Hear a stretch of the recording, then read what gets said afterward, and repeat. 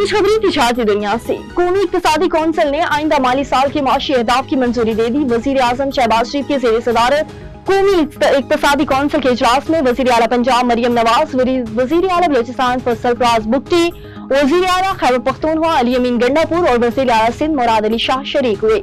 इजलास में वफाकी और सूबाई हुकूमतों के नुमाइंदों ने भी शिरकत की। कौमी इक्तिसादी कौंसिल का इजलास खत्म हो गया। वफाकी वज़ीर और वज़ीर आला वजीर आजम हाउस से रवाना होंगे। मुल्की कर्जों का हुजूम मुसलसल इजाफे से 74,936 अरब रुपए की खतरनाक हद पर पहुँच गया। हर पाकिस्तानी 3.5 लाख रुपए का मकरूज हो गया। स्टेट बैंक के मुताबिक एक साल में मुल्की कर्जों का मजमूई हुजूम 66,088 अरब रुपए से बढ़कर 74,936 अरब रुपए से तजावुज कर गया।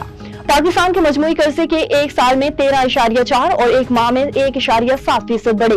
पाकिस्तान का मकामी कर्जा एक साल में 44,486 अरब रुपए से बढ़कर 52,523 रुपए हो गया। अप्रैल 2024 से अप्रैल 2025 तक मकामी कर्जे एक साल में 18.1% के हिसाब से बढ़े। और वज़ीर तवानाई अवैस लोगारी ने कहा है कि डिस्कोर्स की निगरानी पर काम जारी और वाटर सिक्योरिटी के लिए इस वक्त हुकूमत सर जोड़ कर बैठी है। प्रोग्राम दुनिया महर बुखारी के साथ में गुफ्तगू करते हुए वज़ीर तवानाई अवैस लोगारी का कहना था कि हुकूमत से 1,000 अरब से ज्यादा की सब्सिडी मांगी है। बजट में क्या मिलता है बजट के मौके पर ही पता चलेगा। उन्होंने मजीद कहा कि एक साल के अंदर पावर सेक्टर वाले 400 अरब रुपए का कम बोझ हुकूमत पर लेकर आएंगे।